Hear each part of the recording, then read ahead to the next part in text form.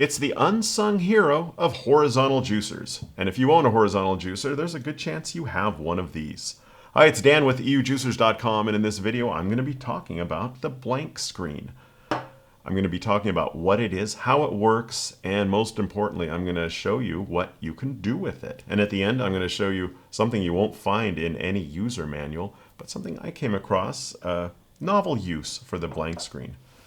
So what is a blank screen? Well, basically it turns your horizontal slow juicer into a slow food processor or a slow mixer. With dry ingredients, it grinds things. With wet ingredients, it mixes things together. Maybe the best way to illustrate it is to compare a blank screen with a juicing screen. You see, they both have the same general shape. They both fit in the same part of the juicer.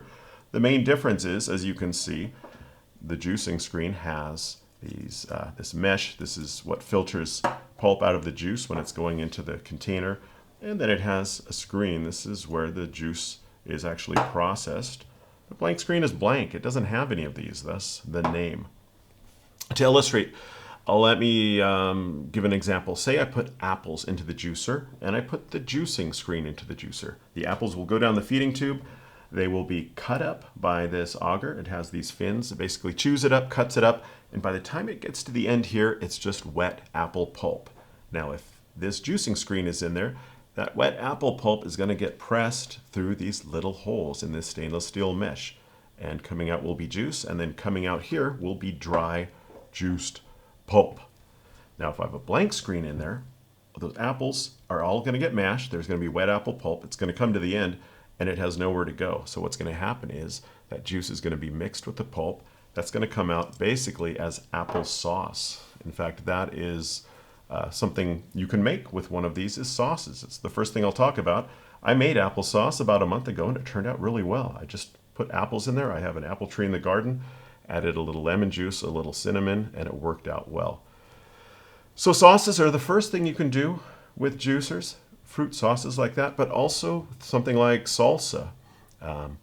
This is my go-to appliance, horizontal juicer with a blank screen when making salsa. If you put it in a blender, it gets whipped up, gets foamy. This makes that thick, chunky consistency like you'd find in a nice Mexican restaurant. Works great with tortilla chips.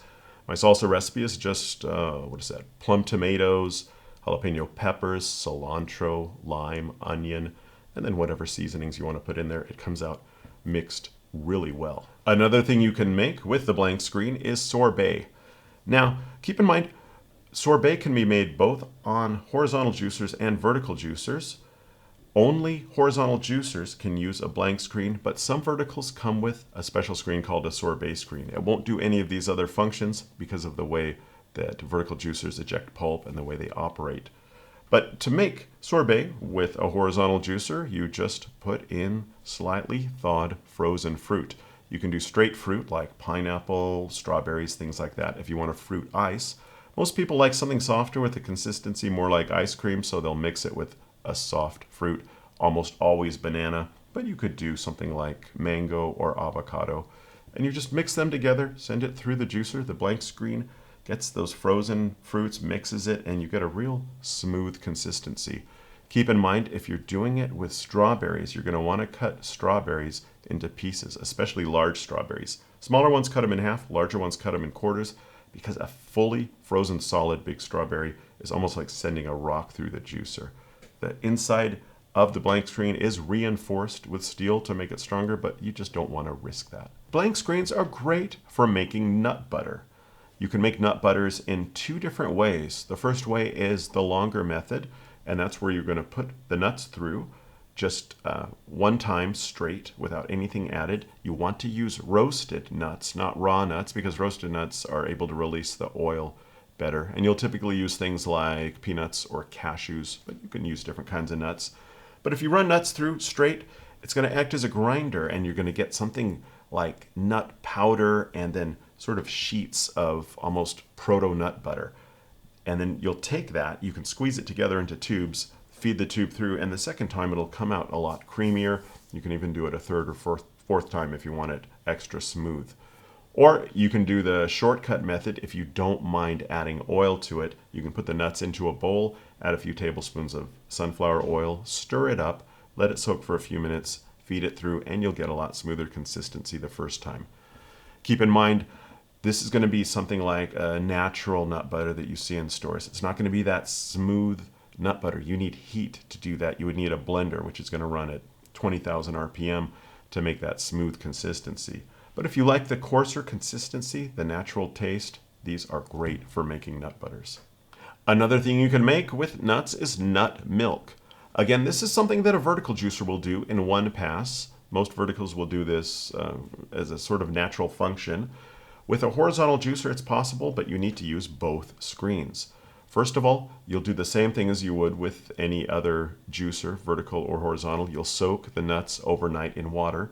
Then when you're ready to process them, you drain the water, rinse it out, feed the nuts through using the blank screen, and that's going to give you kind of a nut paste.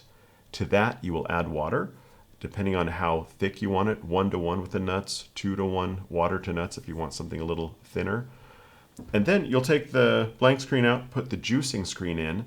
You'll have stirred that nut mixture with the water, let it soak a bit, and you'll feed that through.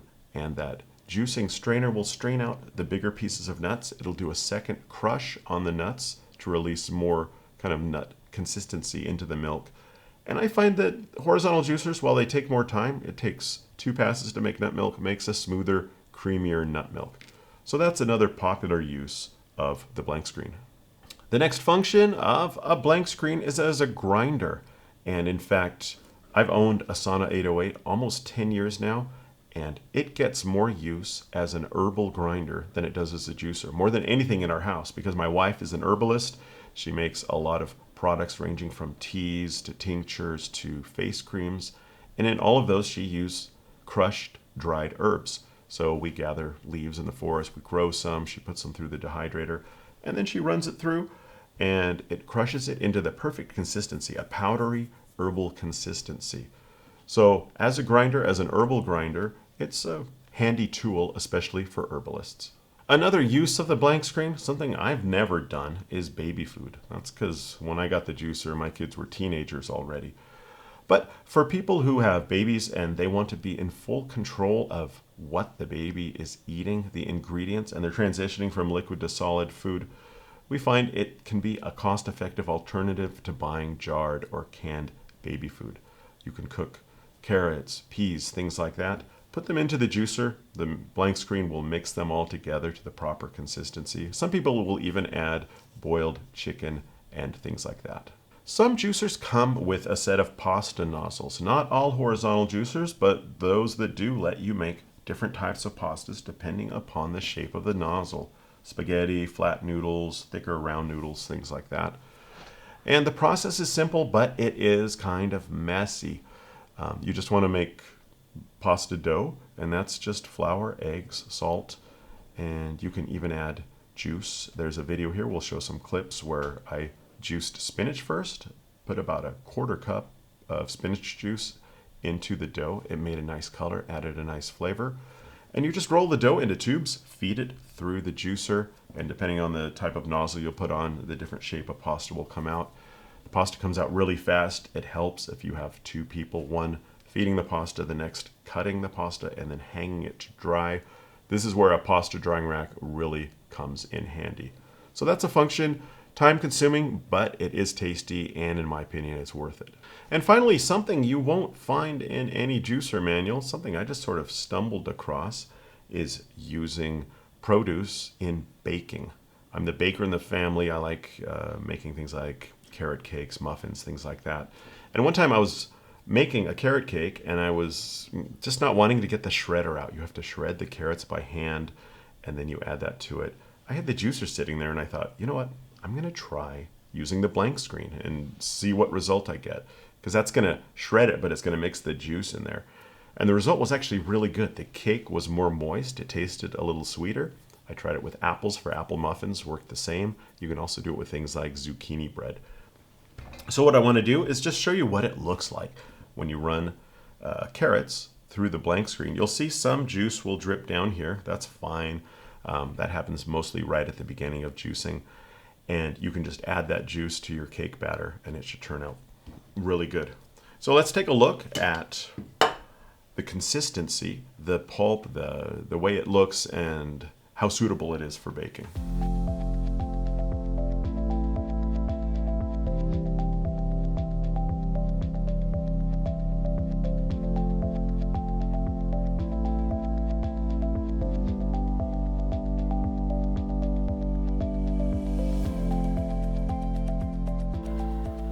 So I used about, I don't know, half a kilo of carrots, about a pound of carrots here. And you can see the consistency of this pulp. It's, I don't know if you can see it here, but it's a lot juicier, of course, because it hasn't been juiced. You can see a few drops of juice came out there. I could add it to the pulp. But this is going to work great for carrot muffins or carrot cake. It's going to make a really moist result. Typically a recipe will call for 1 or 2 cups of this. I like to add more. Also, this is naturally sweet, so there's less sugar you need to put in there.